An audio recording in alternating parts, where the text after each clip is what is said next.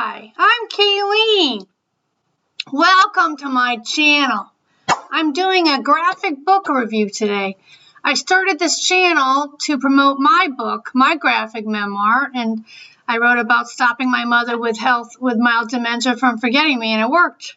But in the process, I learned to really love graphic books. So I started reading a lot, and then I thought I might as well start reviewing them. And I also want to start a graphic book club on this channel. So if you have any recommendations and you want to see me review anything or all your favorites, let me know your favorite graphic books. I pretty much kind of exclude the Marvel superhero ones, but I like the colors in those. But the stories get pretty predictable, at least in my opinion. But you can correct me if you love the Marvel superhero books, the comic books, right? So today I'm going to do Accidental Czar. I emailed the artist Brian Box Brown, this is actually my third book that I read by him. I've liked all three of them. They're really good. And what I'm going to do in my next video is this book too. I emailed this author and he gave me permission to review his book too. And they both kind of go together. They're both about Russia and Syria. So and I thought it was kind of interesting. Isn't that kind of what kismet of life really is? You know, sometimes we end up doing two or three things, and they're all really similar. So it really wonders the coincidence of it. So I wanted to share some of the stuff I've learned. I really think that graphic books are really good for learning history, because we know history can be kind of dry, right? So reading some of the graphic books, there's several out there. Nathan Hale has some great history books I really enjoyed too, especially these Accent Philosophers about some other history and our presidents. So I highly recommend looking those up too, especially if you're studying those for school. But today I'm going to go over the Accidental Czar. I did email Andrew Weiss to ask his permission, but he never got back to me. So I'm just trusting that what Box Brown told me was okay, and we'll see if Andrew Weiss doesn't like this review. And this is a great book. This is a good history books. And how many of you, raise your hand or put some kind of an icon in the comments saying you understand everything about Putin and Russia? And I didn't, and I'm still a little bit confused, but I understand a little bit more. Learning the culture of another country teaches you a lot too, and this book teaches you the culture of what's happened. So I'm going to share some of my favorite art, some of the storylines. I also use graphic books. I copy some of my favorite panels and faces from the books to get it. So I'm going to copy this picture.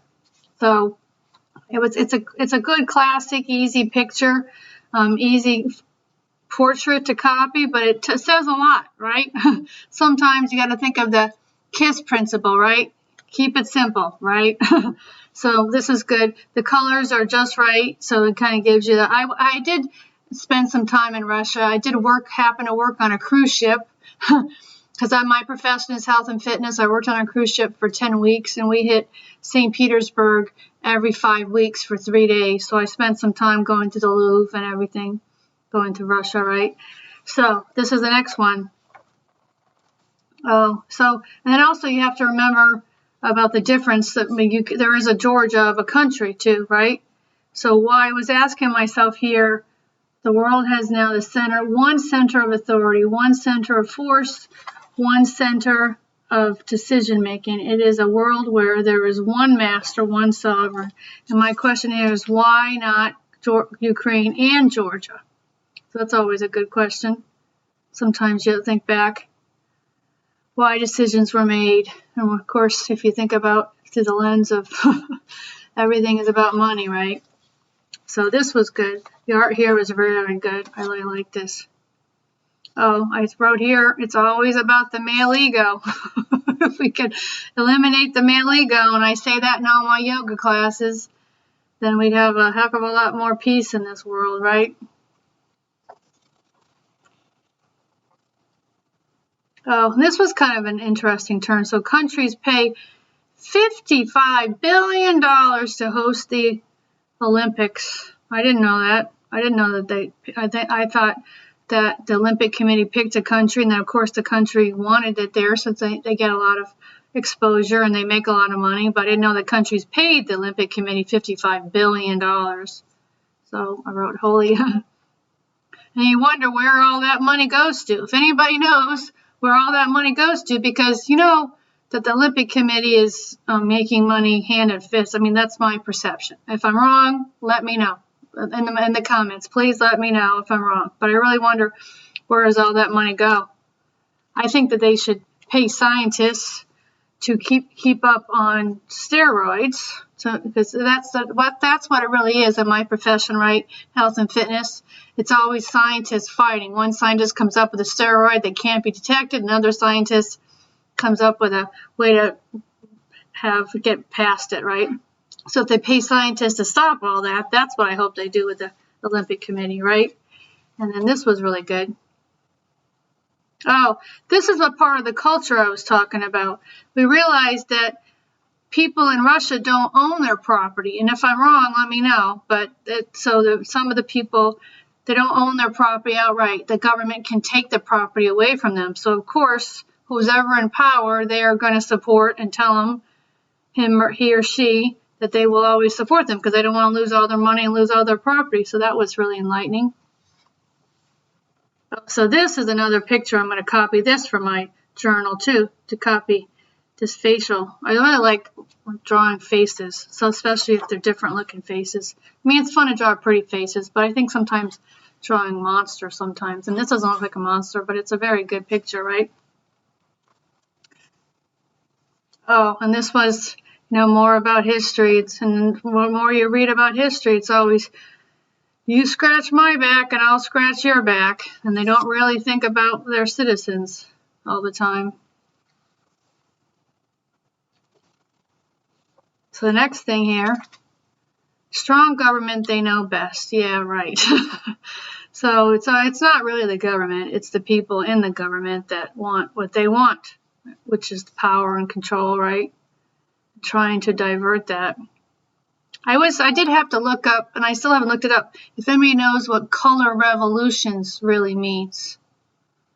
So let me know in the comments about that. They kept talking about color revolutions. I might be an easy answer, but I'm at a loss right now. But let me know.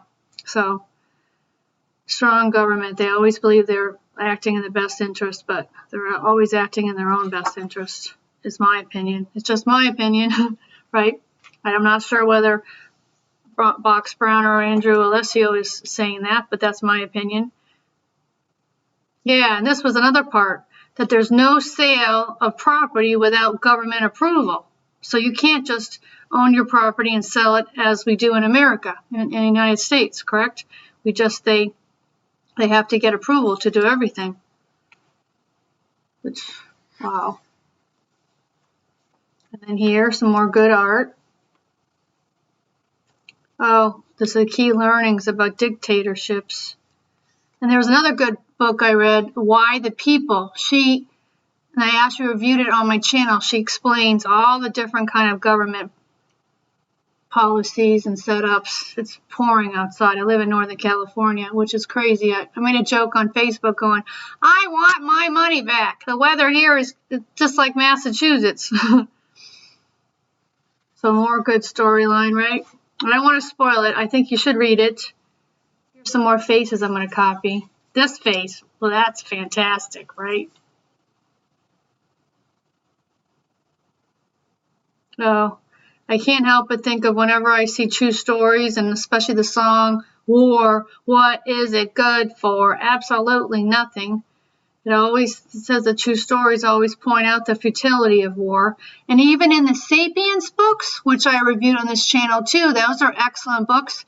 It kind of points out that after every single war, the major ones, nothing really changed. There wasn't a separate, not drastically different, the futility of war. Yeah, I wrote here, why is hate easier than love? Corny but true, right? You have to fight. Sometimes you have to fight your mind. I always spend some time meditating, right? More good storyline, what happened to Putin's life. This was a good face. I'm going to copy that face.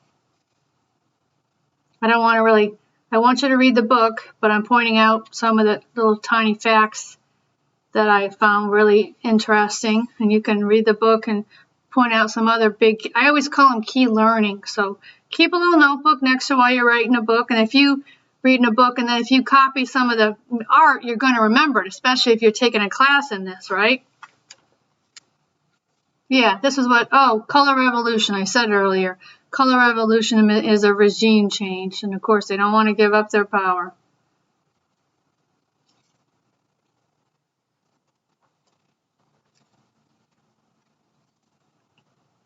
Oh, and this I thought was fantastic. Box's visual here makes you remember what happened to this story. So if you're reading a history book and there isn't any graphics, I would draw even stick figures to help you remember, right? But his visual here really makes you remember what happened here. Wait, I think I'm going to copy that. I got to keep that page, right?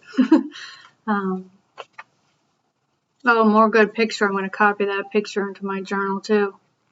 So I have a few more little things I want to point out. Copy these faces. The faces are good.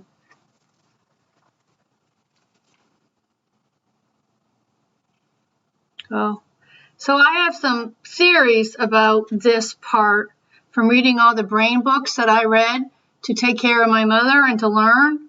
So Putin's brain, some theories, but leave comments. What do you think? After you read this book, this is page 202, make some comments.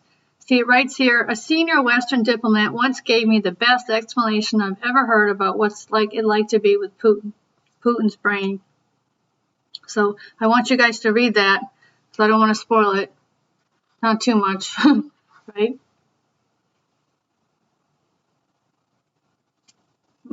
Reagan means war. I saw some true story movies that Reagan never wanted to be the president. He was pushed into it.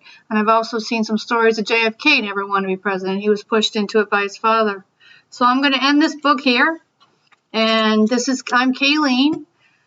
Please make a comment. Please like if you learned anything. Just even the fact of this book is out there, so you can learn a little bit about some of the history over with Putin and Russia. And if you want, I would really appreciate some more subscriptions. And stay tuned for the other review that I'm going to do on Mohammed Najim. And he gave me permission, so definitely by all means check out my other video. Thanks so much for listening. Bye-bye.